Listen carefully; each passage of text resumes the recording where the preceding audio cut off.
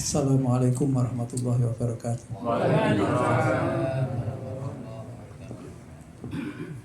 Alhamdulillahirabbil alamin. Hamdan syakirin, hamdan na'imin. Hamdan yuafi ni'amahu wa yukafi'u mazidah. Ya Rabbana lakal hamdu kama yanbaghi li jalali karimi wa adhimi sultani. Asyhadu an la ilaha illallah wahdahu la syarika lahu wa asyhadu anna Muhammadan abduhu wa rasuluhu la nabiyya wa rasula ba'da. Allahumma shalli wa sallim barik ala sayyidina Muhammadin wa ala alihi wa ashabihi wa man tabi'ahum bi ihsanin ila yaumiddin. Bismillah masyaallah. La yasukul khairat Allah. Bismillah masyaallah. La yusufu su'a ilallah. Bismillah masyaallah maka namanya ma'atim faminallah. Bismillah masyaallah la khawla wa la quwata illa billah. Raditu billahi rabba wa bil islami dina wa bi muhammadin nabiyya wa rasulah. Rabbi zidni ilma warzuqni fahma. Amma ba'd. Bapak sekalian yang saya hormati Ketua PRM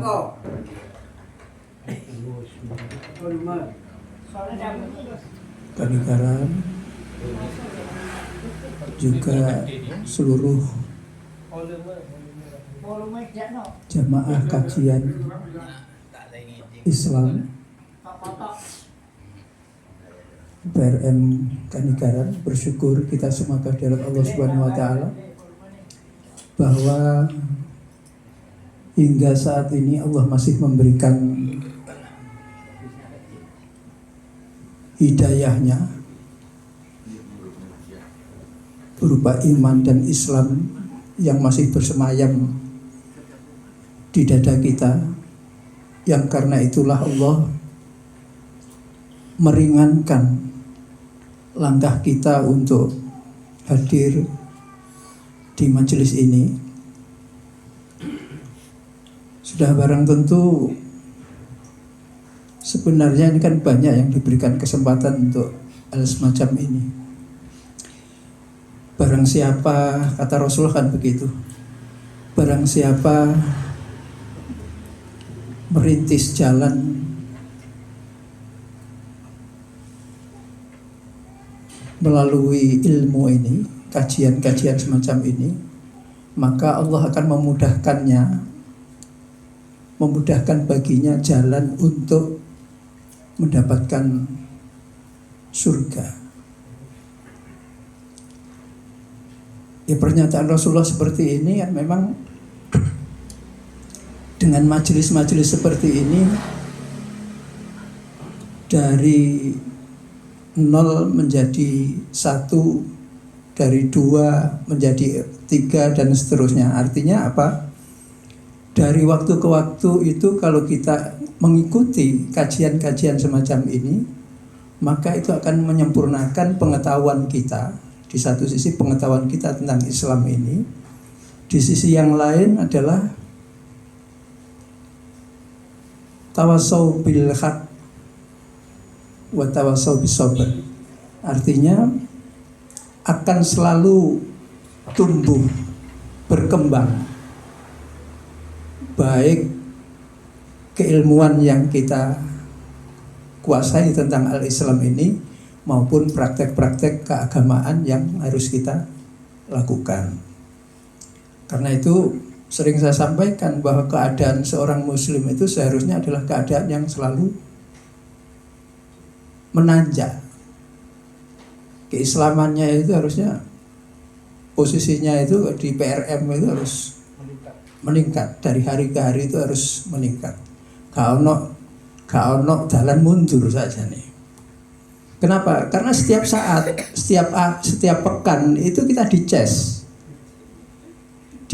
keimanan kita, dices keislaman kita. Di antara kita muncul kemauan untuk saling mengoreksi. Sekali lagi Pak, saling mengoreksi, saling memberi dan saling menerima.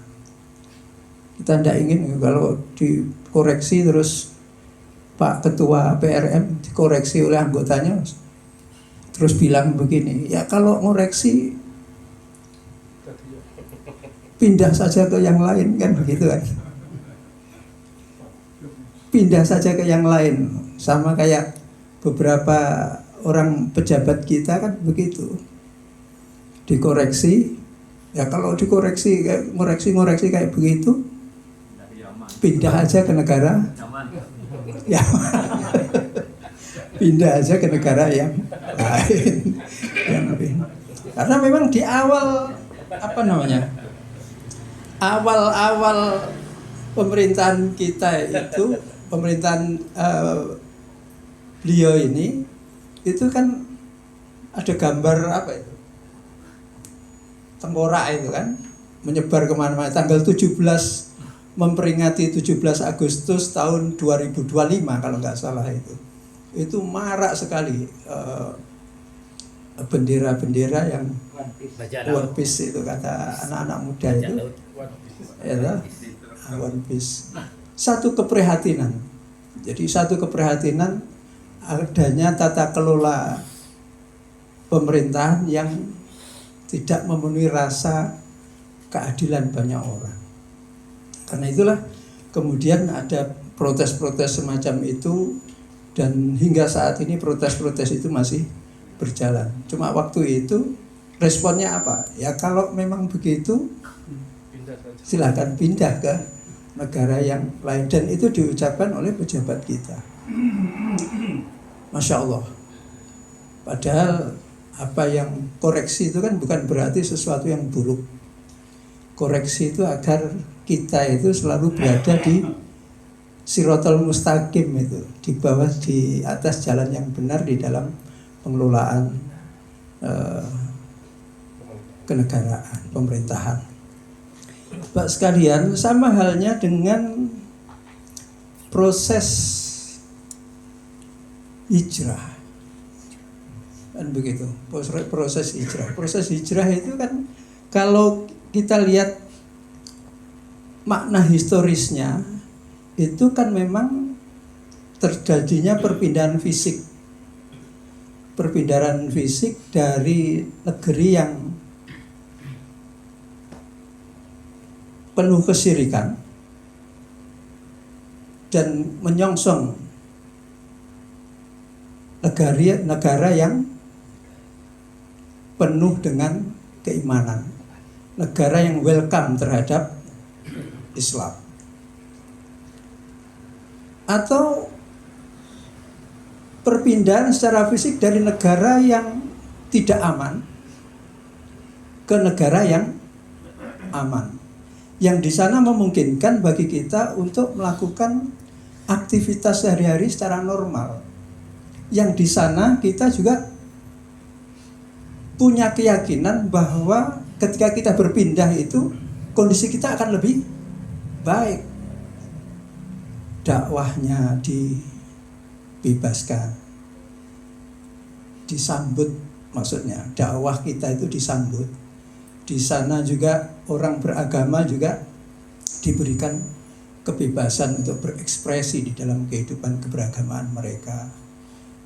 Dari sisi ekonomi di sana juga lebih menjanjikan dan sebagainya.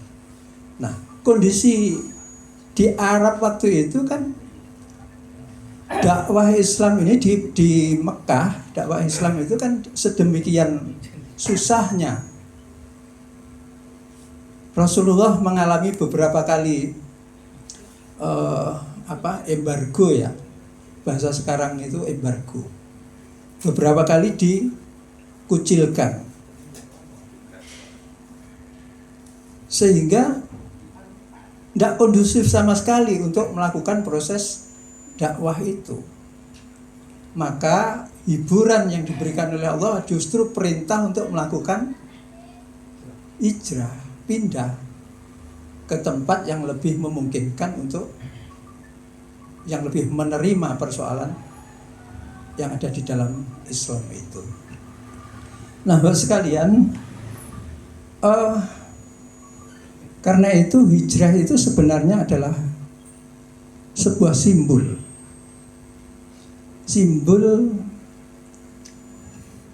dari sesuatu yang tidak baik kepada yang lebih baik.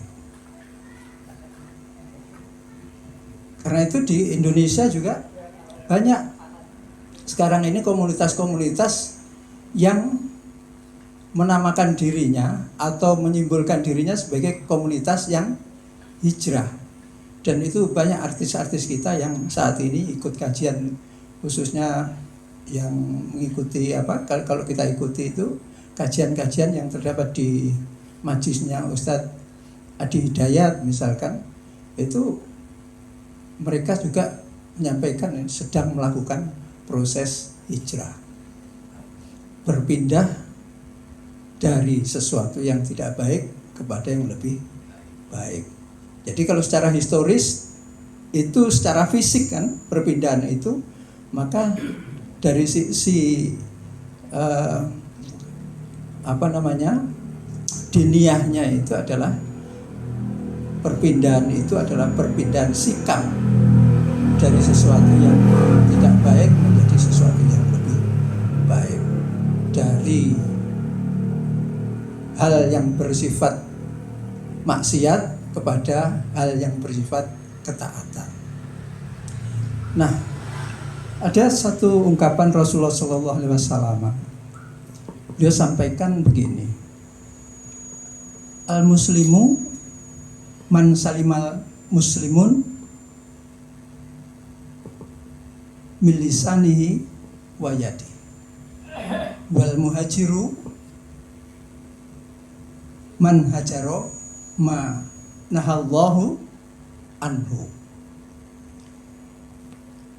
Kata Rasulullah, yang namanya muslim itu adalah orang yang memiliki sifat sikap menyelamatkan sesama saudaranya dari apa? Dari tajamnya ungkapan-ungkapan lisannya yang menyakiti hatinya, yang membuat fitnah, yang membuat ketidaknyamanan dari lisan itu. Karena lisan itu katanya lebih tajam daripada pedang. Lisan itu lebih tajam daripada pedang. Maupun menyelamatkan sesama saudaranya itu dari perilaku-perilaku fisik yang lain. Gak ngaplokan, gak nyolongan, dan sebagainya. Nah, Mbak sekalian, dan seorang muhajir itu, seseorang yang berhijrah itu adalah orang yang meninggalkan apa yang dilarang oleh Allah Subhanahu wa ta'ala. Itulah hakikat dari hijrah itu. Sehingga hijrah ini bukan hanya dilakukan oleh Rasulullah SAW secara fisik itu saja, akan tetapi pada masa kurun-kurun berikutnya hingga saat ini, namanya hijrah itu tetap bisa dilakukan oleh para pengikutnya, baik secara fisik, barangkali panjenengan mau ke zaman atau kemana yang lebih aman gitu ya, atau secara maknawi, maka kita punya keharusan, punya kemauan untuk selalu menempa diri menjadi seseorang yang berusaha menjauhi apa yang menjadi larangan-larangannya, dan dari yang larangan-larangan yang kita lakukan itu, yang masih larangan itu masih kita lakukan ya, itu kemudian kita tinggalkan untuk kita masuk menjadi seseorang yang menjalankan perintah-perintah dari Allah Subhanahu wa ta'ala. Jadi apakah hijrah itu nyaman? Enggak, Pak. Jadi secara fisik kalau Rasulullah itu meninggalkan meninggalkan Mekah, itu batinnya sebenarnya juga berontak. Karena Mekah itu adalah tanah kelahirannya, leluhurnya. Kita mau meninggalkan kota Probolinggo saja mikir-mikir loh. Kalau bukan karena keinginan untuk lebih maju, sekolah di Malang, sekolah di Surabaya, sekolah di mana, di luar kota, rasanya juga tidak cukup. Kalau di luar tidak ada pekerjaan yang lebih baik daripada di Probolinggo, maka kita pun nggak akan keluar. Lu untuk apa? Karena memang tempat yang baik itu adalah tempat di mana kita dilahirkan dan di situ ada maisha kita. Tapi ketika kita pengen mengadu nasib, artinya pengen memiliki nasib yang lebih baik, karena kebaikan itu, takdir baik itu untuk kita itu kita tidak pernah tahu ada di mana. Yang kita ada punyai adalah husnudzon pada Allah Subhanahu wa taala, bahwa ketika kita keluar nanti akan insya Allah akan ada sesuatu yang lebih baik yang kita bisa temukan. Dan saya yakin Pak Murib ini beliau piantun dari Lamongan, hijrah ke sini untuk mendapatkan kehidupan yang lebih baik daripada di Lamongan, untuk bisa berperan lebih banyak untuk umat daripada ketika di Lamongan. Ada lagi yang orang dari luar kota kan? Banyak. Kenapa? Apakah di kotanya nggak ada pekerjaan? Ada. Tapi pengen ngadu nasib ke Probolinggo. Kita ini sebenarnya sudah melakukan hijrah kecil-kecilan, Pak. Dan hijrah inilah yang harus kita mantapkan lagi dalam kaitannya dengan bagaimana menjadikan diri kita ini sebagai orang yang lebih baik. Sakit hati orang untuk berhijrah itu.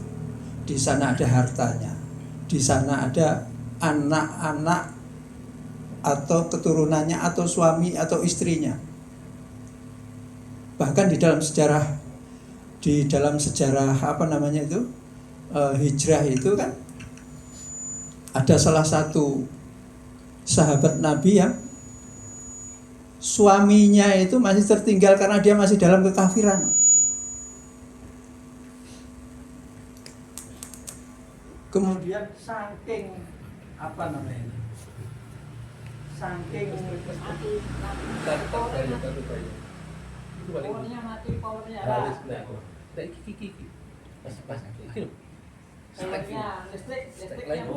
Steker. Nah, oh mati. Belum mau ketika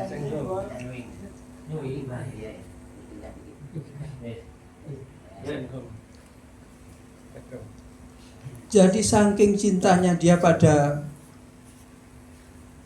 putri Nabi itu kalau nggak salah itu kemudian dia putusan Nabi itu kan jelas, kalau nggak mau berislam, kalian mau hijrah sama aku, itu kan sudah ceraikan suamimu. Kemudian ikutlah hijrah beliau. Si suami ini ikut berperang akhirnya. Perang Badar ya. Iya. Jadi dalam peperangan itu kemudian tertangkap ya. Ngenes Pak beliau. Ngenes. Beliau saking cintanya pada istrinya. Istrinya juga begitu, saking cintanya pada suaminya. Itu disuruh cerai itu sebenarnya tidak mau.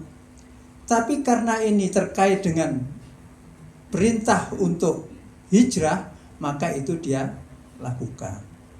Maka ketika beliau ditahan oleh pasukan kita di Madinah itu, maka berangsur-angsurlah itu kemudian si suami ini akhirnya mau berislam dan kembali menikah lagi dengan si putri ini tadi, putri Nabi ini tadi. Nah, jadi sekali lagi persoalan hijrah itu adalah sesuatu yang sebenarnya menyakitkan, butuh pengorbanan. Jadi kalau ini tadi dalam gambaran ini ilustrasi tadi kan Salah satunya adalah meninggalkan suaminya yang sangat dicintainya, dan sang suami pun juga mencintai istrinya. Belum lagi yang meninggalkan harta benda yang dimiliki di Mekah untuk menjadi untuk proses hijrah itu, dan memulai di Madinah itu dari nol, gak bawa bekal. Di kita pun juga begitu. Tahun 1947 Pak, itu mungkin yang sepuh-sepuh ini pernah mendapatkan kisah tentang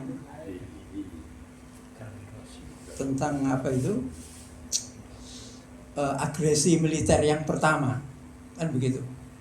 Agresi militer pertama Belanda itu tahun 1947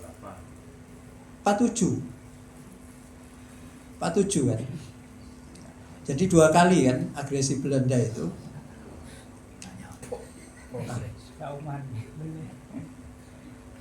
di dalam agresi itu kan kemudian ada perjanjian yang kemudian menjadikan negara Indonesia itu kan terpecah-pecah. Jadilah Indonesia Serikat. Di sana ada negara Pasundan, ada negara Jawa Timur, ada negara Republik Indonesia, yaitu Jogja pusatnya. Jadi negara Indonesia itu ada tinggal di Jogja pusatnya itu. Kemudian ada negara Indonesia Timur, ada negara Sumatera dan sebagainya itu. Jadi Republik Indonesia itu hanya sebagai salah satu bagian dari sekian banyak negara yang tergabung di dalam Indonesia Serikat. Nah, dalam perjanjian itu apa? Orang-orang atau tentara Indonesia yang berada di wilayah kantong-kantong disebut Van Mook, demarkasinya Van Mook itu ya, itu harus meninggalkan kantong-kantong itu untuk masuk ke negara Indonesia sendiri, wilayah negara Indonesia yang dikuasai oleh Indonesia. Maka tentara-tentara kita, khususnya divisi Siliwangi, itu kan mulai melakukan hijrah juga. Bahasanya bahasa hijrah, Pak. Mereka long march dari Jawa Barat ke Jogja. Apakah tidak sakit? Sakit. Negeri mereka, di mana mereka dilahirkan, di mana mereka mengasuh, membimbing, membina keluarga, harus mereka tinggalkan untuk memasuki wilayah Indonesia. Karena itulah sekalian, hijrah sekali lagi terkait dengan persoalan fisik awalnya, maka yang tidak bisa kita lepaskan dari situ adalah makna-makna yang bersifat dunia tadi itu. Sehingga hijrah itu bisa dilakukan oleh siapapun dan kapanpun. Jadi sekali lagi, hijrah itu bisa dilakukan oleh siapapun dan kapanpun. Tidak akan terputus. Jadi tidaklah terputus hijrah itu hingga terputusnya taubat, kata Rasulullah.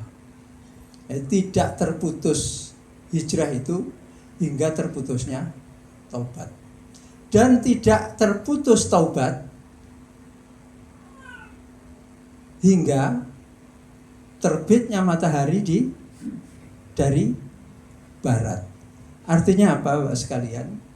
Bahwa untuk berhijrah itu, untuk melakukan kebaikan-kebaikan itu, memang diperlukan apa yang namanya pertaubatan.